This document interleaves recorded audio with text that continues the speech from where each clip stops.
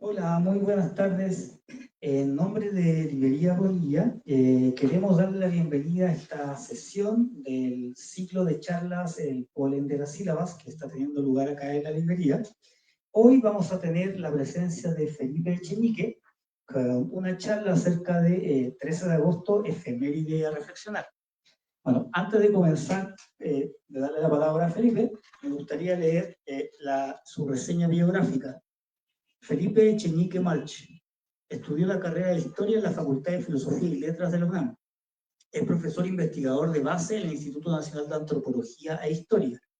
Ha publicado, entre otros libros, Fuentes para el Conocimiento de los Pueblos Naturales de la Nueva España, INA 1992, La Conquista de la Nuevo México, de Gaspar de Villagrán, 1993, Miguel Hidalgo y Costilla, Documentos de su vida, 4 volúmenes, 2010. Se ha opuesto a la destrucción, comercialización y adulteración de los bienes nacionales arqueológicos e históricos de Teotihuacán, Chichén Itzá y el Tajín, el castillo de Chapultepec, el Paseo de la Reforma y los fuertes de Loreto y Guadalupe. En Puebla, en razón de que, además de sus características jurídicas, son instrumentos de reflexión y conocimiento de las historias de los pueblos originarios y de la nación mexicana. Bienvenidos.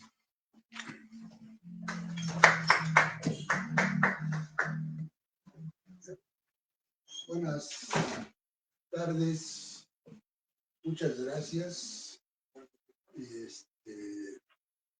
Quiero agradecer aquí a la Librería Bonilla esta invitación para llevar a cabo esta plática hoy, 13 de agosto del 2025, en que se conmemora la caída, toma y empiezo de la destrucción total de lo que muchos llaman México Tenochtitlan. El 26 de julio de 2025, escuchamos por voz de la persona que detenta el Poder Ejecutivo Federal en la ceremonia privada del Ejército, miembros del Gobierno Federal y de la Ciudad de México, y un escaso número de jóvenes participantes en los programas de la llamada 4T, que se cumplían 700 años de la fundación de la Ciudad de México Tenochtitlan, lo cual quiere decir que su fecha de fundación debió ocurrir en el año cristiano de 1325. Bueno, y que conste que en la agenda de onomásticos del gobierno federal de la 4T, el 13 de mayo de 2021, Andrés Manuel López Obrador y Claudia Sheinbaum conmemoraron los mismos 700 años de fundación de la misma Ciudad de México Tenochtitlan. 4 años después, pero en diferente día, la ahora presidenta, con A mayúscula al último, de la República, antes jefa del gobierno de la Ciudad de México, volvió a conmemorar la fundación de la misma ciudad, y el público, con un poco de memoria, se preguntará ¿cuál será la verdadera fecha de la fundación de la Ciudad de México Tenochtitlan? ¿El 13 de agosto de 1321, el 18 de julio o el 26 de julio de 1325?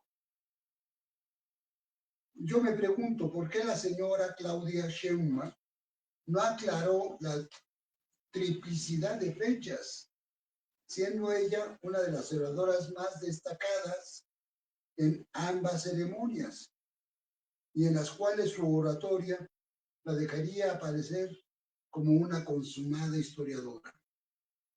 Bueno, así es eso de los decires y actuares de los políticos, al destacarse por decir una cosa y luego otra contraria u opuesta, aunque siempre encontrarán motivos retóricos para justificar u ocultar las diferencias de sus discursos, con lo cual muestran su total incoherencia en su proceder, sobre todo porque para aquellos que lo seguimos los pasos, más que por morbo, por interés ciudadano, por el devenir de la nación. Los discursos de la señora Sheinbaum, en uno u otro onomástico, no tienen desperdicio en cuanto al abuso de la retórica tradicional empleada por los gobiernos pre-revolucionarios, sobre todo el porfirista, y post-revolucionarios, al igual que los propósitos y fines que dicen perseguir. El de AMLO del 2021, como ya se sabe, no cantaba mal las rancheras, máximo cuando es el mentor de la presidenta. El centro discursivo en ambos casos es el tradicional de los gobiernos priistas y panistas, y ahora del morenato, consistente en la supuesta reivindicación de los pueblos indígenas a los que se les señala por una parte como raíces de la identidad mexicana, al tiempo de ser sometidos por el racismo y la violencia desde que los españoles conquistaron la Ciudad de México, Tenochtitlan o llamado Imperio Mexicano. Esa pieza retórica sonaba bien en la oratoria oficial de los 50, 60 o inclusive 70 del siglo pasado, pero ahora ya es pura demagogia desgastada, no solo por el abuso de sus secuencias locutivas en los actos gubernamentales, sino también porque la comprensión de las realidades prehispánicas ha sido superada en mucho. La visión unitaria y expansionista atemporal del imperialismo azteca o ahora llamado mexicano ya ha sido superado. La historiografía, aún y con las limitantes, producto sobre todo de la falta de crítica analítica y documental de los materiales escritos por los conquistadores españoles, hace tiempo que mostró que la caída de lo que a partir sobre todo del siglo XIX comenzó a llamarse Ciudad de México Tenochtitlan no implicó que todos los pueblos y comunidades que vivían y reproducían sus formas de existencia de manera independiente y autónoma del llamado Imperio Azteca Mexicano, y que extendía a lo largo y ancho, y que se extendían esos miles de pueblos a lo largo y ancho de la República Mexicana. Así que la referencia de que nuestra historia actual como nación mexicana hunde sus raíces en la fundación de la llamada Ciudad de México Tenochtitlan es todo un despropósito, igual que toda la fraseología relacionada con el tema de la celebración de los 700 años de la fundación de lo que llaman Ciudad de México Tenochtitlan. Y perdón que refiera aquí una parte de una locución de la presidenta, pero no me puedo aguantar las ganas para que se entienda justamente lo que estoy refiriendo. Dijo la señora presidenta, la voy a decir porque ella dice que es con A, pues digo que fuera con otra letra, ¿no? Si es femenino, pero digo que se entienda bien, es de presidenta, pues digo que fuera que otra cosa. La señora leyó un discurso el día, ya dije, el 28 de julio, donde empezaban. Nos reunimos hoy para conmemorar la herencia de Tenochtitlan y el legado que lleva en su corazón la historia de nuestro querido México. Recordar a Tenochtitlan no es hablar de un pasado muerto, es por el contrario, es hablar del pulso vivo que late bajo nuestra ciudad capital. ¿Sí sabe qué decir eso? Pero también en nuestras palabras, nuestra comida, nuestras costumbres y sobre todo nuestra grandeza cultural y nuestra identidad. Tenochtitlan, dice la presidenta, fue mucho más que una ciudad majestuosa. Fue un símbolo de organización, de poder, de ciencia, de arte y de visión. Fue el centro del mundo indígena que supo construir un modelo de civilización propio, de armonía con la tierra, con los astros y con los dioses. Según la tradición mexica, sigue diciendo la señora presidenta, su dios principal, Huitzilopochtli, le ordenó buscar un lugar donde verían una señal divina, una águila posada sobre un opal devorando una serpiente. Nuestro escudo nacional, dice muy orgulloso. Este símbolo sagrado, que representa el cumplimiento de la profecía, fue visto en una isla en medio de un lago. Aquí, en este lugar, aparentemente inhóspito, los mexicanos que se trasladaron desde el mítico Aztlán decidieron establecer su ciudad Tenochtitlan. Es así que aquí, en medio de las aguas del lago de Texcoco, nació una visión de fuerza, de fe. Tenochtitlan se alzó como un origen, un águila sobre un opal, tal como fueron sus fundadores descendientes, la señal de los dioses. Sigue diciendo la presidenta, Tenochtitlan fue belleza en movimiento. Desde lo alto de su templo, los sacerdotes hablaban con los dioses. Desde sus mercados, el bullicio del comercio unía a los pueblos lejanos. Desde sus canales, las canoas deslizaban vida entera a las chinampas, jardines flotantes. Jardines flotantes proveían de alimentos a cientos de miles. Era una ciudad de orden y arte, de poder y de poesía. Su arquitectura era exacta como las estrellas y su gente orgullosa.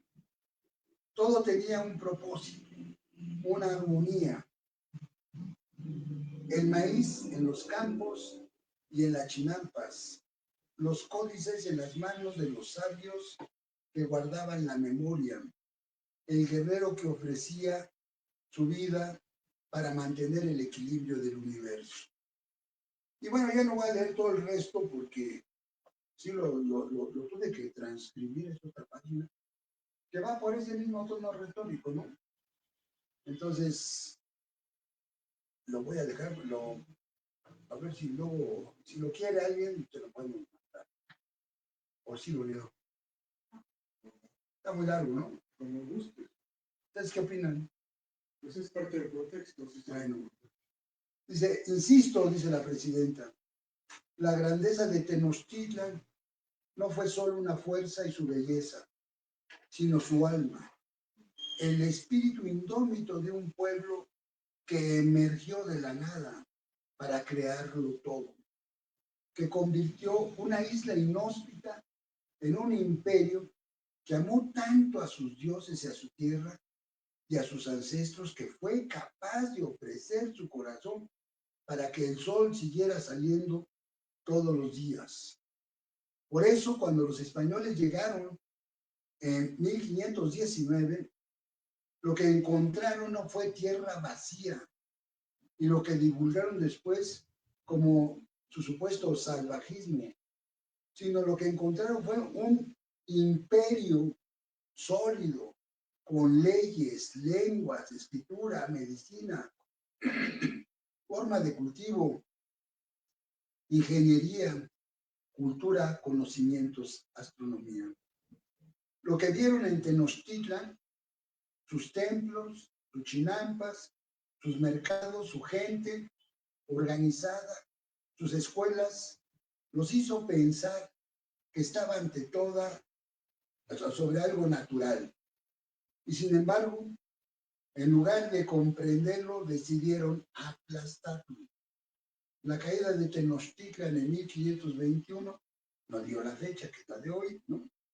No solo significó la destrucción de una ciudad, fue también el inicio de un largo proceso de colonización que buscó borrar todos los rastros de lo indígena. Una nueva religión, una nueva cultura, impusieron una nueva lengua. La colonia no solo sometió el cuerpo, sino también quiso someter las mentes que perduraron por siglos. Las mentes que perduraron por siglos, no sabemos cómo, si fue un acto mágico. Se buscó avergonzarnos de nuestros orígenes como nación. Imagínense que los españoles, nuestros orígenes, a pesar de ser indígenas, les decían que eran ignorantes y vagos. Esa fue quizá la herida más profunda, dice la presidencia.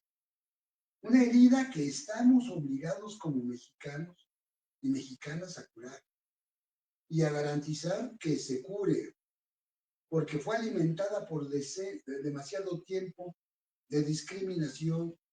Por eso hoy reivindicamos el hoy, que es el comienzo de esa cura, con la cura de la cuarta transformación de su vida pública. Y sí, la discriminación marcó la historia. Esa discriminación fue más dura, más profunda, más sistemática. Cuando se dirigió a las mujeres indígenas, a ellas no solo se les negó el poder político, económico, sino el derecho a hablar una lengua, a proteger su cuerpo, a ser conocidas como personas con historia y con derechos. Todo esto de verdad es muy, muy, muy rebatible, no porque no haya sucedido, sino por cómo lo narra la señora, ¿no? La estructura colonial no desapareció con la independencia, persistió en la forma de poder, en el racismo, en la exclusión de los pueblos originarios, en la marginación que aún hoy viven millones de mexicanos y mexicanas. Se reveló en diferentes momentos de la historia, en especial durante el periodo neoliberal. Y bueno, se sigue por ahí, y ya ahora sí ya no voy a leer esa parte porque ya es muy aburrida. Como se puede ver y apreciar, la exposición grandilocuente de la presidenta pone énfasis en la ciudad de Tenochtitlan, convirtiéndola en sujeto de acción y proyecto histórico, hecho que solo puede suceder en una retórica chabacana y sin fundamento historiográfico, que es el tema que trataré más adelante. Las ciudades no son objetos, no, a ver, las ciudades son objetos construidos, no sujetos. Los sujetos, los hombres y las mujeres que las construyeron, son a los que debería de referirse y vindicar como hacedores de esa ciudad. La ciudad es un símbolo cuando se le impone por la vía de los discursos oficiales. Bueno, esos dislates quizá son propios de la retórica desgastada a la que ya hemos hecho alusión, que desde López Obrador nos viene dando, aunque también debo advertir que luego intenta enmendar la plana al señalar que Tenochtitlan no fue solo una fuerza y su belleza, sino su alma, el espíritu indómito de un pueblo que emergió de la nada para crearlo todo. Imagínense, ¿no? Que convirtió una isla inhóspita en un imperio que amó tanto a sus dioses y a sus tierras y a sus ancestros, que fue capaz de ofrecer su corazón para que el sol siguiera saliendo todos los días. Por eso cuando los españoles llegaron, ya lo leímos eso. Ahí el resumen de una historiografía que ya hace tiempo se viene revisando críticamente, porque en principio se sobrepone a un pueblo sobre todos los otros existentes, con sus propios modos de vida, autónoma e independiente de los llamados aztecas. Además de que esa supravaloración se le convierte no solo en un pueblo elegido por los dioses, sino también dominante en todo el actual territorio de la República Mexicana.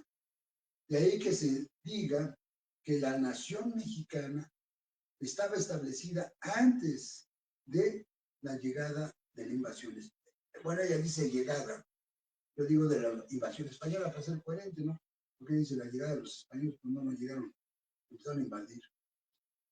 Ante tal supravaloración, desde la presidencia de la República, me pregunto, ¿qué pensarán los tojolabales, tzotziles, celtales, choles, mayas, tlapanecas, tlahuicas, taramaras, mayos, zoques, mijes, popolucas, amuzgos, chatinos, mijes, purépechas, chinantecos, tepehuanes, chaquis, coras, huicatecos, guave, tepehuanes, huiráricas, ajó, pames, sayultecos, acatecos,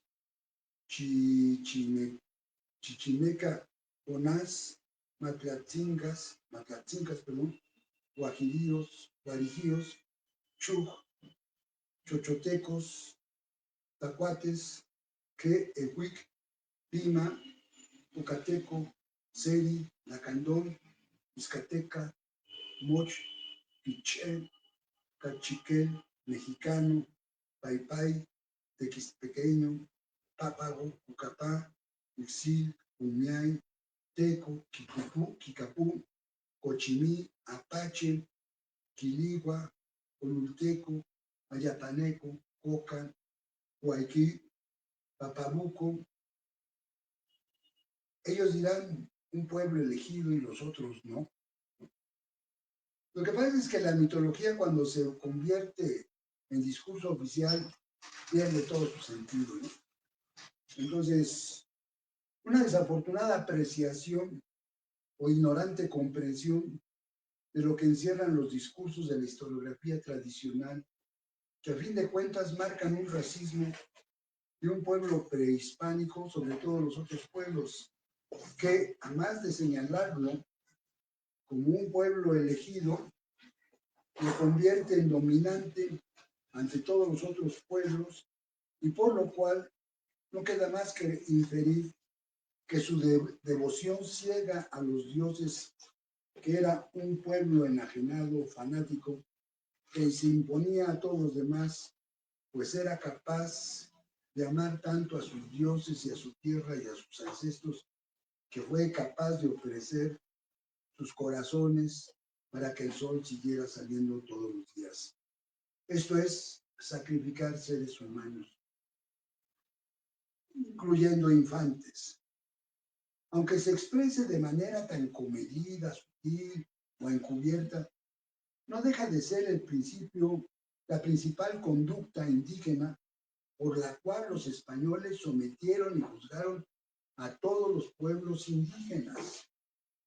Porque según ellos, la acción inhumana más punible, que no era exclusiva de los aztecas o de los mexicas, sino de todos los pueblos y comunidades que habitaban el amplio y extenso territorio que Cortés denominó la Nueva España, y por lo cual fue la de los sacrificios humanos, y por lo cual eran sujetos a ser tutelados, dada la crueldad que implicaba esas acciones inhumanas y a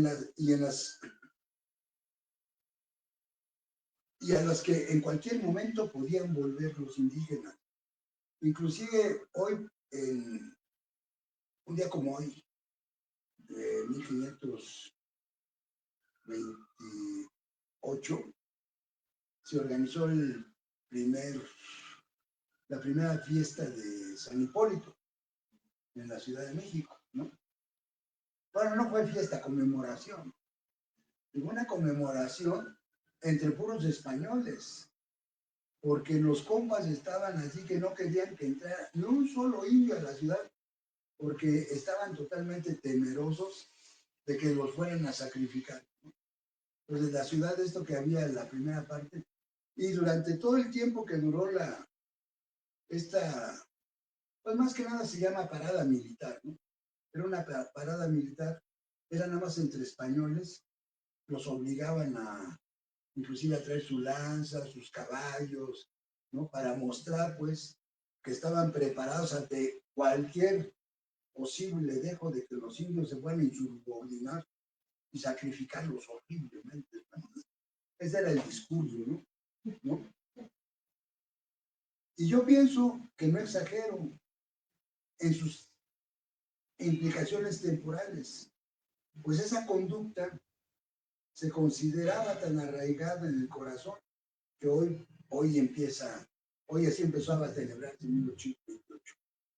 Pero en 1821 o 1824, al estarse planteando la posibilidad de reconocer la República de Indios, que era una república existente con leyes dentro de la época colonial, se discutía en el Congreso si había que reconocer esa república que tenía leyes, tribunales, todo lo demás, ¿no?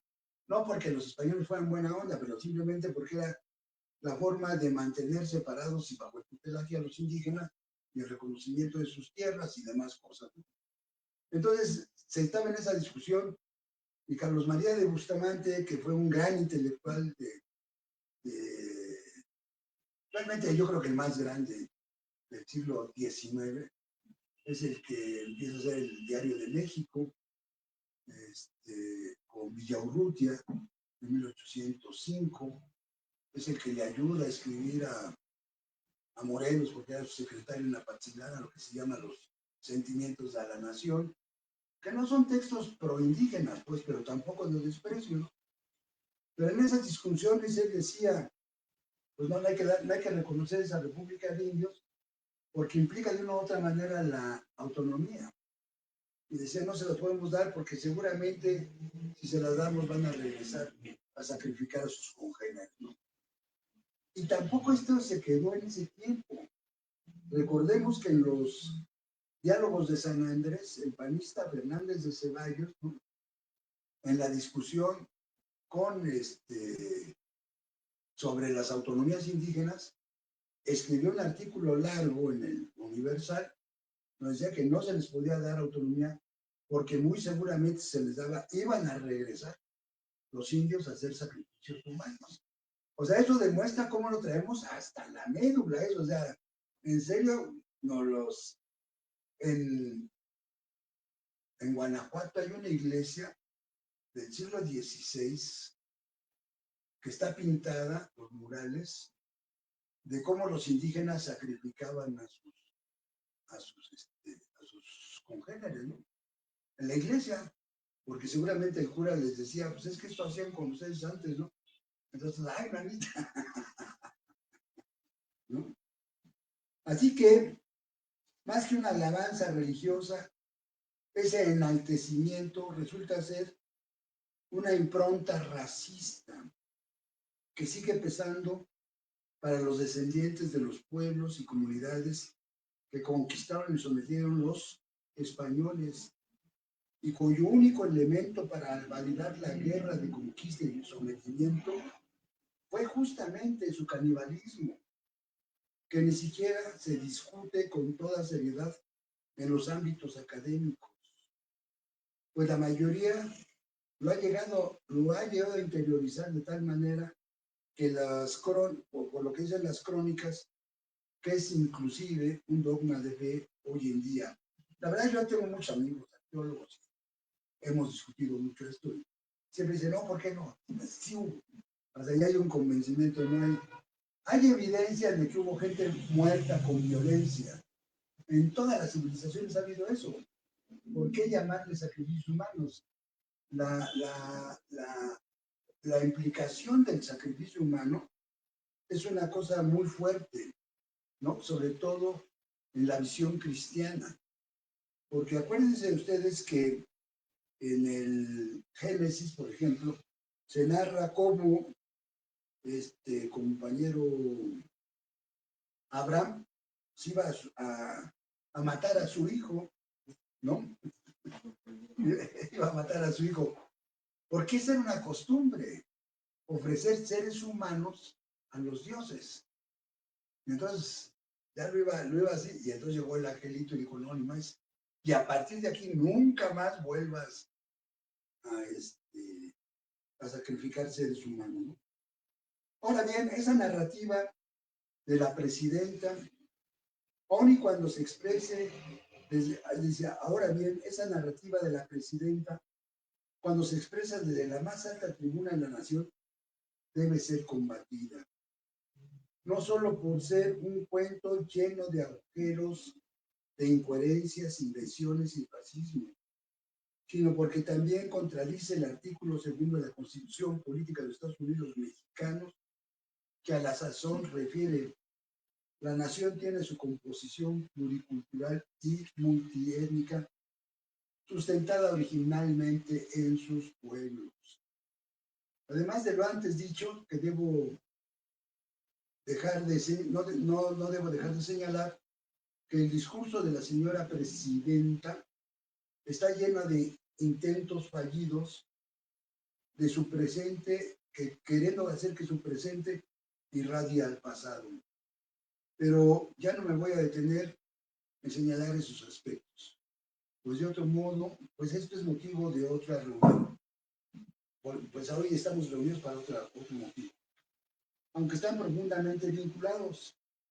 Así que espero que con lo antes referido quede claro que los discursos sobre el pasado tienen que ser revisados a conciencia, porque si no estamos condenados a repetir las actitudes racistas que se esconden en ellos y por lo cual se ha arraigado a lo largo de los siglos, por narrativas convenientes a los que detentan el poder y ejercen la opresión sobre pueblos y comunidades, que a lo sucedido en aquellos tiempos, que justo fue lo que llevé a cabo en el libro que se titula México, la imposición de su nombre, una historia sepultada, que publicó Bonilla Artigas, que hoy estamos en su librería.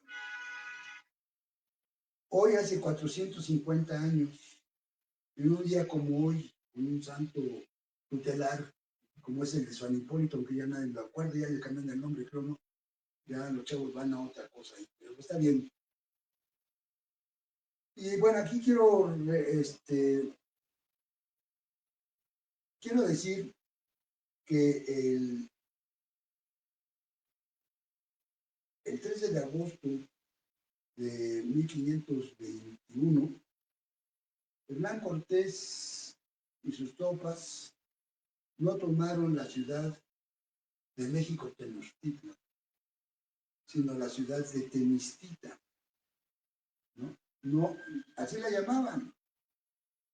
Tal ciudad referida así por los españoles en aquella fecha, se encontraba en el centro de dos lagunas, una de agua dulce y otra salada, rodeada de montañas, y que Cortés en la segunda carta de relación le refirió al rey que, antes que comience a relatar las cosas de esta gran ciudad de Temistita, de las otras que en otros capítulos dije, me parece, para que mejor se puede entender, que débese decir la manera de México, que es donde esta ciudad y algunas de las otras que he hecho relación están fundadas y donde está el señorío principal de este Moctezuma, la cual dicha provincia es redonda y está toda cercada por muy altas y ásperas sierras, y lo llano de ella tendrá en torno hasta 70 leguas. Con esas palabras, Cortés debió inferir que el rey entendería que el nombre de la provincia debe se llamar de la manera de México. Esto es que así debía llamarse la provincia, no la propia ciudad, que de suyo, como refirió muchas veces en párrafos anteriores de la misma carta, era nombrada como Temistitlan, y por lo cual la provincia debe de llamar de la manera de México, Esto es, que no se llamaba así, sino que él, Cortés, estaba proponiendo que se le denominase de esa manera. Es constatable que ese párrafo no es directo y claro, como sí lo son otros muchos pasajes en los que se le señala los nombres que llevaban los lugares de ciudades, provincias o cualquier otra cosa. Bueno, ese es un eje que se trata en el libro y me esforcé por esclarecer documentalmente lo más que se pudo a través de revisar centenares de documentos elaborados por los conquistadores, sobre todo en los primeros 50 años de la conquista de la ciudad que Cortés refirió, se llamaba Tenochtitlan, que junto con otros tantos pueblos se asentaban en la laguna, en sus márgenes, en sus provincias, que yo sostengo Cortés le propuso al rey debía de llamarse México. De tal suerte que cuando, por ejemplo, la corona de Aragón y Castilla le envió reales cédulas a Fernando Cortés, las dirigió con destino a Tenochtitlan, México, en la Nueva España, cuya composición secuencial de sustantivos debe implicar nombre de la ciudad, provincia y territorio más extenso donde se localizan las anteriores. Bajo esos hechos documentales y que llegan de manera mayoritariamente así establecidos, se puede afirmar que históricamente, el día de hoy, 13 de agosto de 1521, las huestes de Fernando Cortés tomaron por asalto la ciudad de Tenochtitlan y no la ciudad de México Tenochtitlan, porque simplemente para los españoles de aquellos tiempos esa ciudad así nombrada no existía. Se me dirá, bueno, pero Cortés no sabía o no entendía el nombre de la ciudad, como me lo han expresado algunos ilustres compañeros, y a los cuales les refiero. Si Cortés no comprendió, no supo el nombre de la principal ciudad que conquistó, ¿cómo podemos creerles todo lo demás que narra y asegura que sucedió, tal y cual puede ser la profecía en que Moctezuma le señalaba que lo estaba esperando, o inclusive lo de los propios sacrificios humanos, que él dice nunca los vio, pues, que le contaban que existían.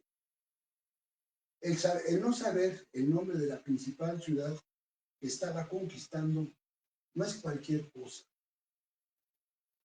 En una buena parte del libro México, la imposición de su nombre, paso revista a la disputa entre Diego Velázquez y Fernando Cortés, que más o menos es conocida en términos generales por la insubordinación de Cortés frente a Diego Velázquez, por destacar sus Cortés frente a Diego Velázquez, por desacatar sus órdenes e inclusive por su total insubordinación cuando ya estaba en lo que llamó la Villa Rica de la Veracruz a finales de abril de 1519.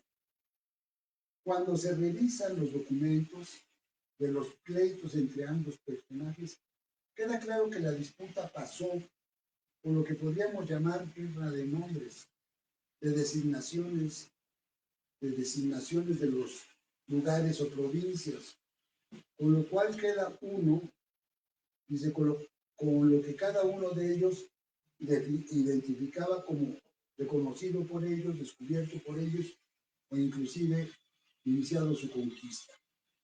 Pues nombrar y designar no es cualquier hecho. Bautizar e investir de nombre es el primer acto de apropiación y con ello de las secuelas jurídicas que vengan al caso. Y tan ello es así que Pedro Mártir de Anglería, primer cronista de Indias, en la nueva impresión de lo que llegaría a ser la cuarta década del Nuevo Mundo que se hizo en 1530, agregó un párrafo que no aparece en la primera edición de esa cuarta década que apareció publicada en 1521-1524, no aparece en esa edición. Eso es muy importante, y es muy importante arreglarlo porque en el libro está muy bien explicado eso, porque es muy importante. Pero Pedro Martí, en esta nueva versión, que ya no está en vivo, ya está muerto, él se murió en 1526, pero las décadas del Nuevo Mundo se publicó en 1530 porque era una orden del rey, porque era la primera crónica, pues, de los españoles sobre la conquista, ya hasta la Nueva España, ¿no? Inclusive, bueno, el viaje de circunnavegación y otros. Preguntaron los nuestros, por gesto refiere Pedro Martí de Almería, Isaías, ¿cuál es el nombre de la provincia entera? Yucatán, respondieron aquellos, palabra que en su lengua vale tanto como no se entiende.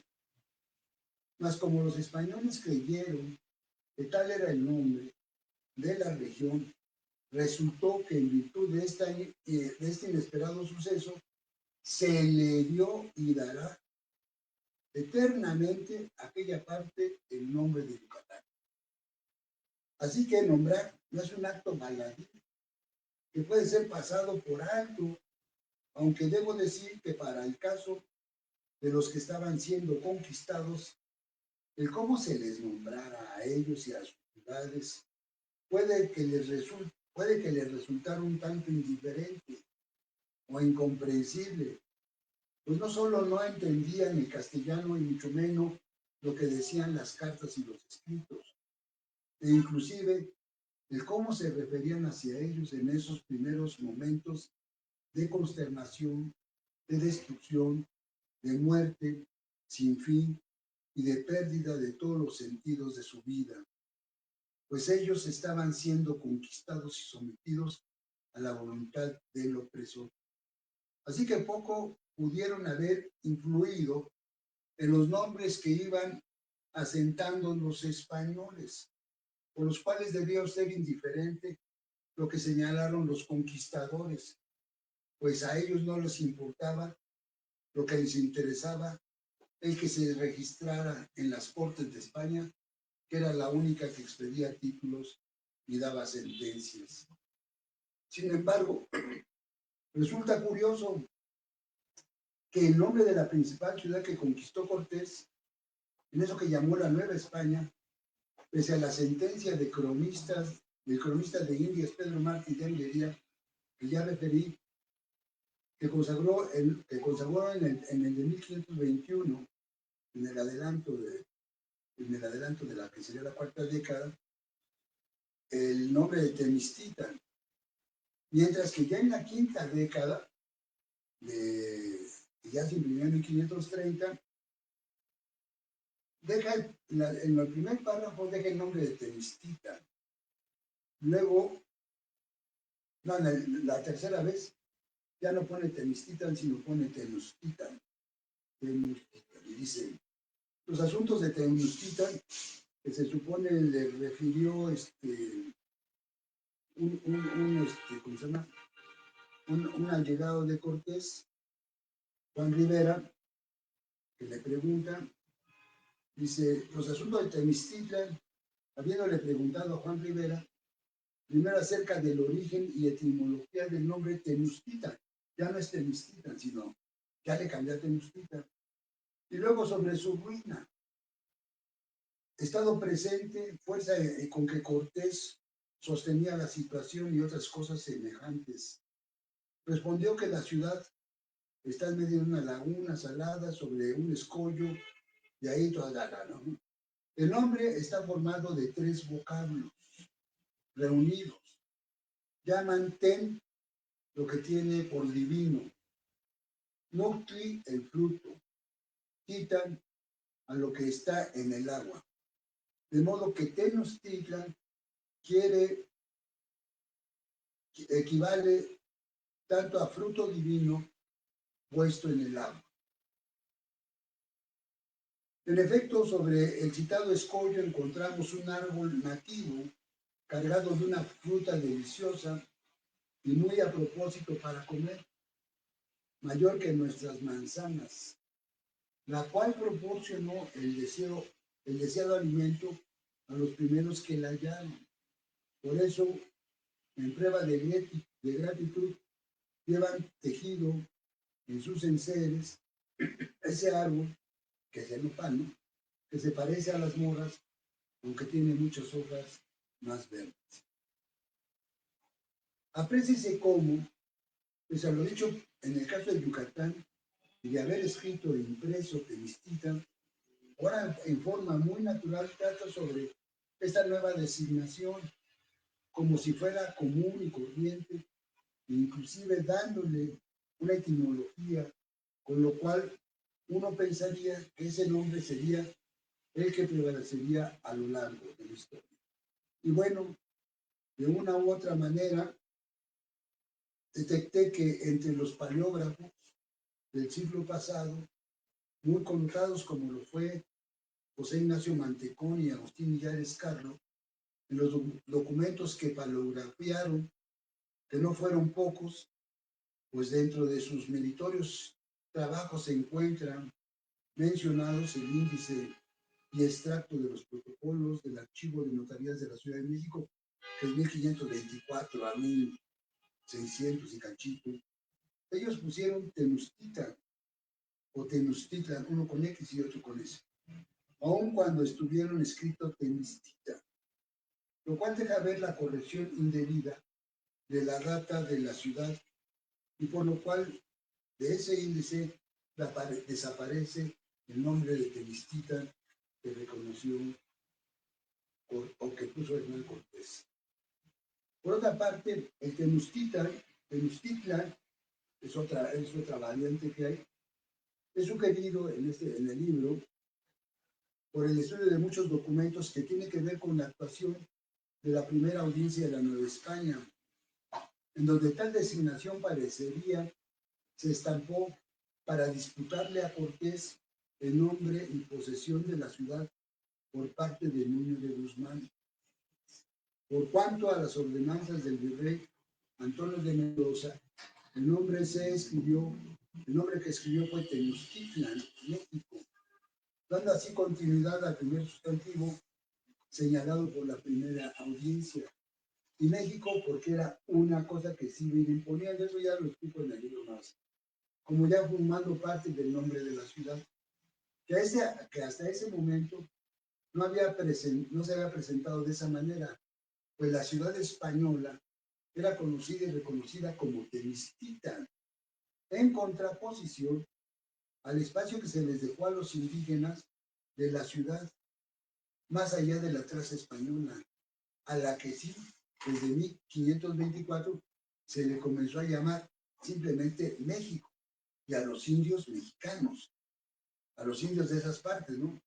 Inclusive es curioso, ya casi voy a terminar, es curioso que a los indios lo que ellos llamaban indios, ¿no?, de todo lo que era la hoy Cuenca de México, a todos ellos se les llamó mexicanos, y la lengua era mexicana.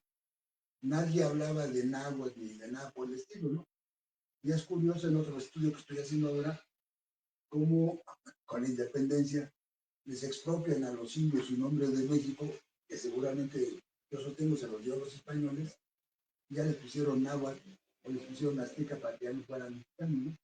Porque durante mucho tiempo el vocabulario son vocabularios en lengua castellana mexicana, no había náhuatl, o sea, el náhuatl es el nombre que le daban en las primeras audiencias, a los que podían traducir lo que ellos llamaban como lengua mexicana al castellano. Bueno, al mencionar estos cambios, solo estoy haciendo notar que no fueron indígenas los que cambiaron la designación aportada por Cortés, sino propios españoles. Y ellos no debía pasar como algo normal, pues en la designación había intereses que defender según los nombres dados y aportados para aceptar títulos y reales cédulas. Ya no diré mucho más sobre este particular, pues todo está tratado con mucha minuciosidad en el libro, y solo destacaré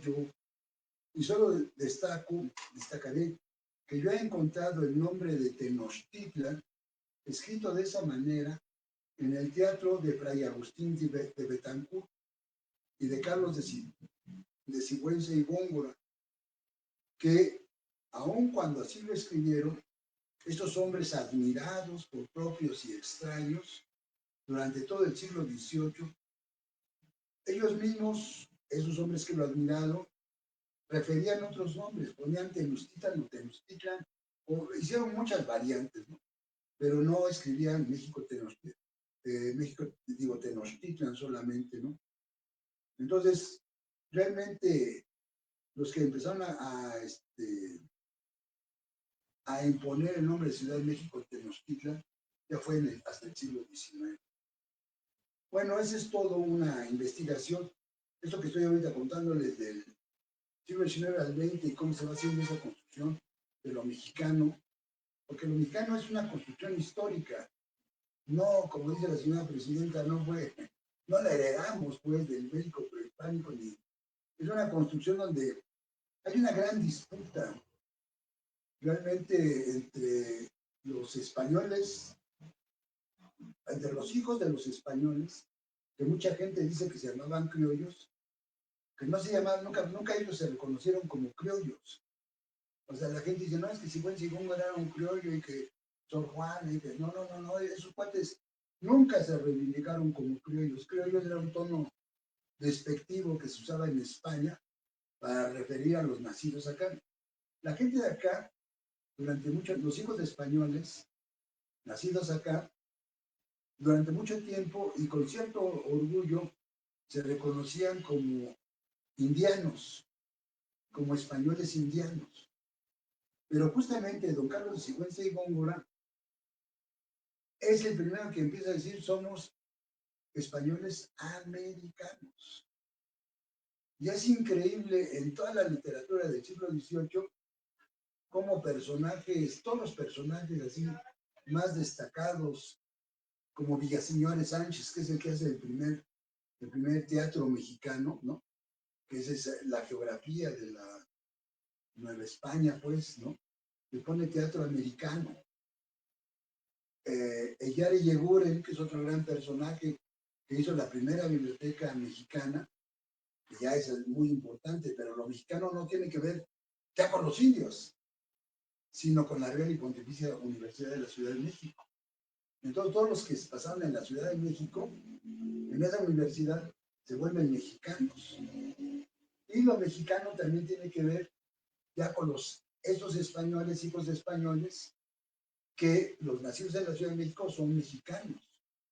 Como los de Puebla son poblanos, como los de Querétaro son queretanos, son españoles queretanos, españoles poblanos, etcétera, etcétera. Y acá son españoles mexicanos, ¿no? Por ahí en alguna alabanza a la Virgen de Guadalupe de las primeras, uno de sus primeros divulgadores del milagro guadalupano dice que es una virgen criolla, ¿no? Y uno pensaría que Sigüenza pues, a lo mejor agarraba y el rol de que si es la virgen es criolla, nosotros somos criollos, ¿no? Pero no hay ninguna mención de Sigüenza ni nadie, porque todos sabían que era una cosa así medio despectiva, ¿no? Bueno, ya para finalizar, en ese tiempo como ahora, los discursos y celebraciones son usados para avalar a los poderosos y opresores. Ya para terminar, refiero que si este gobierno de la 4T en verdad tuviera un compromiso con los pueblos originarios, su conducta sería toda otra. No habría más de 150 luchadores sociales que defienden la tierra y el territorio asesinados. Y que no vengan a decir que el gobierno o los gobiernos de los estados no son los que los asesinan, sino el crimen organizado. Con la anterior expresión, pretenden lavarse las manos y solo exhiben su desfachatez, pues ellos son los que tienen el mando constitucional, la obligación de proteger la vida de todos los ciudadanos y por lo cual son tan más o más responsables de esas muertes. El que los territorios de los pueblos y comunidades originarios estén desprotegidos solo muestra su colusión y organización con las bandas delincuenciales, y cuyo único objeto es expulsar a cientos de familias de pueblos y comunidades de Chiapas, Yucatán, Tabasco, Campeche, Oaxaca, Guerrero, Michoacán, Nayarit, Sonora, Sinaloa, Chihuahua, Veracruz, Puebla, Hidalgo, etcétera. Y todo eso lo hacen para desplazarlos y dar cabida a sus megaproyectos, el mal llamado Tren Maya, el del Istmo de Tehuantepec, parques eólicos o nuevos parques industriales. Bueno, por su atención, muchas gracias. Agradezco su escucha.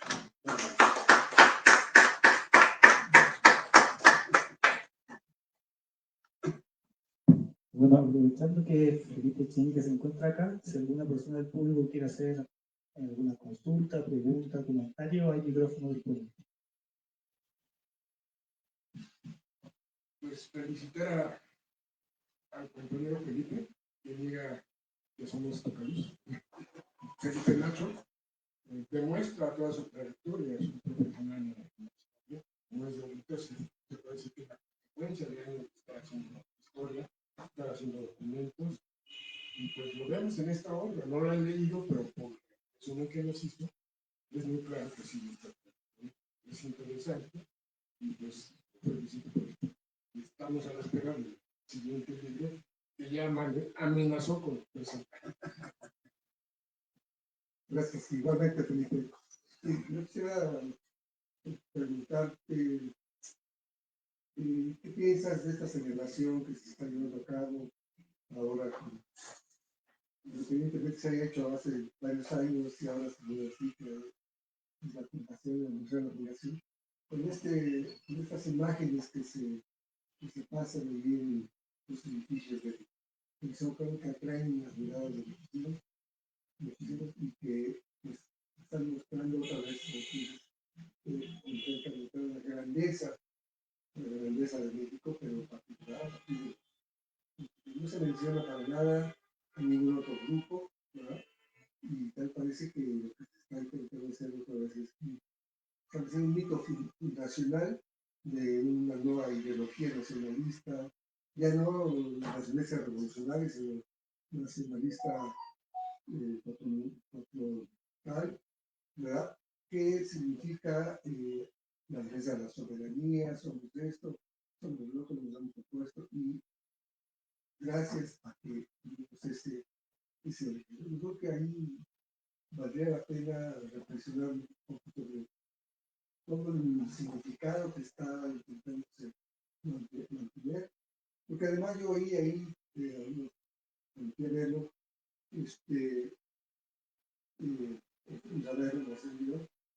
unos compañeros que son de grupos de danza, no de los concheros que danzan ahí, sino de los grupos que precisamente van y se preparan para esa celebración.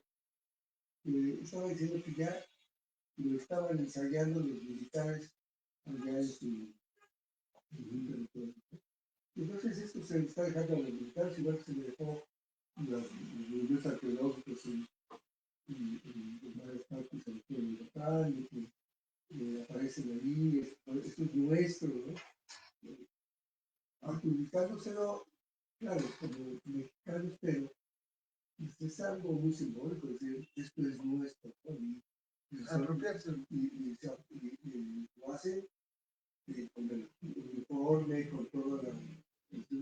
Yo creo que aquí tendríamos que pensar a partir de lo que has venido haciendo con antes, de ir un poco más adelante, de ir un poco más a fondo de estas situaciones, porque yo le veo mucho riesgo de que se está generando otra vez un nuevo nacionalismo, ya no revolucionario, sino patrioteísta, ¿verdad?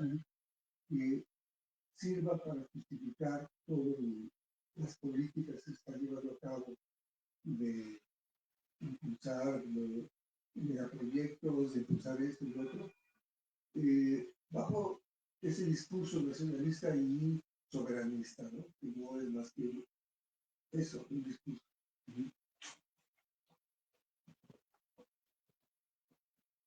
Bueno, gracias por sus amables comentarios. Y sí, justamente por eso decía yo que era una ceremonia privada del ejército, porque inclusive los que danzaron el día que fue la señora presidenta, con bien poquitos, no sé si vieron el espectáculo ese. Yo lo vi porque, pues para hacer esta presentación, dije, bueno, pues ¿qué dijeron esta señora, no? Dura una hora y casi está en el YouTube.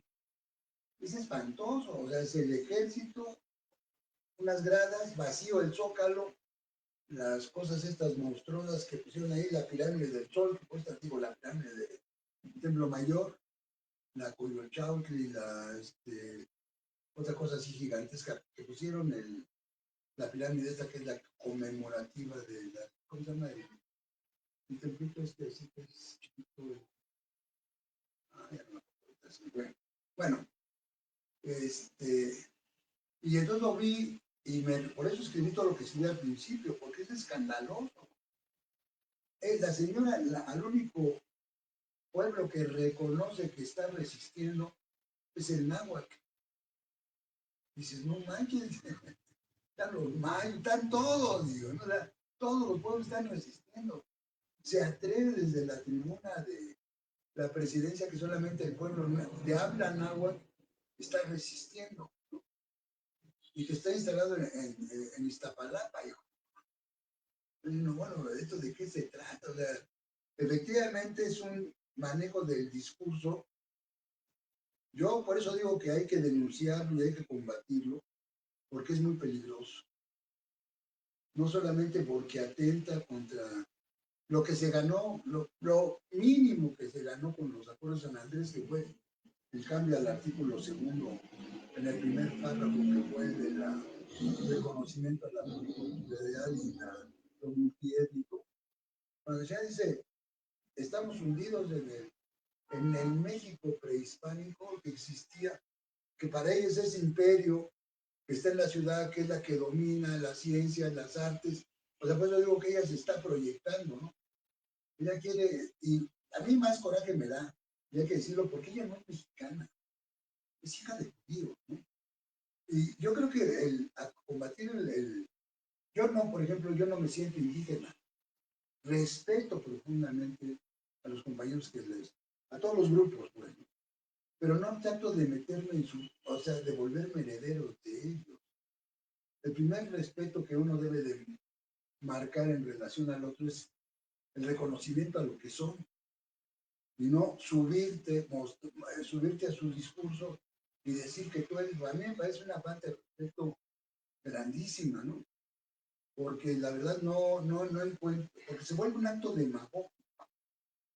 Por eso yo decía, o sea, hay que ver todas las luchas que hay en toda la República de comunidades indígenas, ¿no? En contra de los megaproyectos de parques eólicos, de los caminos, las carreteras. Y la modernidad para estos señores de la 4T va, porque eso los va a sacar de la pobreza, ¿no? De la miseria. Entonces, ingresarlos al mundo de la modernidad, pues es absurdo. Además que ni siquiera les preguntan. Y cuando les preguntan mal porque no les dicen toda la verdad. Entonces, yo por eso hoy que fue este día, qué buena onda que me invitaron, ¿no? Y que aprovecho, porque creo que el hecho de reflexionar sobre los sustantivos, el cómo nos los damos, cómo se va usando, pues lo estamos viendo, es una práctica que si no o sea, nos sentimos todos mexicanos, yo creo que eso no está ni en duda. Nacimos como mexicanos, nuestros papás nos inculcaron el grito de independencia, el de la revolución, el día de la bandera, el 1 de mayo, o sea, todas estas ceremonial que nos fue, que va a la gente construyendo, que le va dando identidad, ¿no? Pero esa identidad no es estática y hay que irla formando de una manera mucho más, ya no emotiva, ¿no? Aguilar Camín y Monsiváis, en los 70, en los años 70, ahí donde yo trabajaba, decían que el nacionalismo mexicano era epidérmico, entonces que había que acabar con ese nacionalismo epidérmico y había que volverse universales, ¿no? Entonces ya no, pues tampoco se puede eso porque frente a los niños nos van a acabar aplastando, ¿no?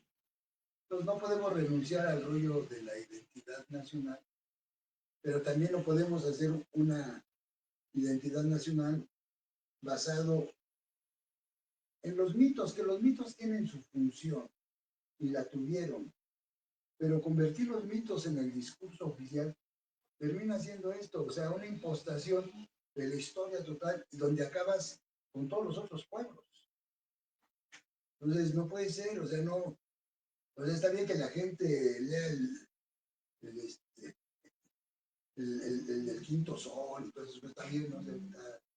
Está bueno el mitito, ¿no? El mitito post y todas esas cosas. Pero lo más importante sería cómo esta construcción del mexicano y de los mitos es histórica. Porque el mito del propio Huitzilopochtli y la peregrinación, yo sostengo que la tira de la peregrinación la mandó a hacer realmente Sigüenza, ¿no? Digo, Boturini. Él la mandó dibujar. No es prehispánica. Usan mucho como los curas, los símbolos y demás, le dan otra interpretación. Porque si uno ve, por ejemplo, la matrícula de tributos, bueno, la llamada matrícula de tributos, ¿no? Que yo sostengo ahora cada vez más fuerte, que es un dibujo colonial, no solamente colonial, sino cristiano. Porque es una cruz, a final de cuentas, que es azul como el manto de la Virgen María, y un águila que no está devorando a ninguna serpiente, ¿no? Sino está posada sobre el principal árbol de acá, que era la tuna, ¿no? Y el águila siempre ha sido en la animología, ¿cómo se llama lo de los animales, de los que estudian los animales? ¿Vale? Al bestiario cristiano. O sea, por eso todos los europeos tienen en sus escudos las águilas. Entonces, yo creo que Mendoza y los frailes, eso que nos parece tan bonito, ¿no? Eso es una construcción española. Fue una conquista. Yo lo que les digo a la gente es que no se trata de demonizar la conquista, pero lo que sí tenemos que aceptar es que fue una conquista. Y una conquista fue total. Es acabar con el otro. Y hicieron, a los indígenas, no así como ese señor que pervivieron ahí, no, o sea, los indígenas tampoco son estúpidos ni retrasados mentales. Reactualizaron mucho de sus prácticas, sobre todo las comunales, que no chocaban tanto con los curas, que es la parte que más, podemos decir que más sobrevivió, que todavía está ahí en todas las comunidades indígenas, no solamente de México, sino en Centroamérica, inclusive en Brasil, inclusive en Estados Unidos. La práctica comunitaria realmente es la práctica que no les estorbó, que les permitió inclusive que la usaron, inclusive para ayudarle al naciente capital nuevo hispano, o la Nueva España, a formarse, ¿no? Entonces, no, porque también decir, no, es que los indios son los indios prehispánicos, no, los indios han cambiado y han cambiado conforme el tiempo, no han renunciado a muchos de sus usos y de sus costumbres, sobre todo las que tienen que ver con lo comunitario. Y que sepamos hasta ahora, ninguna de esas comunidades se dedica a sacrificar niños y menos adultos, ¿no? Aunque nos decía una chava hace rato, ¿verdad?, que había que volverlo a imponer para acabar con los malos gobernantes. Bueno, espero que... Gracias, Juan Manuel, gracias. Bueno, en nombre de Librería Bonilla, queremos agradecer a Felipe Echenique por esta charla, 13 de agosto, efeméride a reflexionar. bueno, también aquí al público presente. Los queremos invitar también para la próxima charla que se va a hacer acá en la librería, que sería el sábado 30 de agosto. Camilo Vicente va a hablar sobre el tema de desapariciones en México ese día a las 5 de la tarde, así que los dejamos invitados. Muchísimas gracias y buenas tardes. Gracias.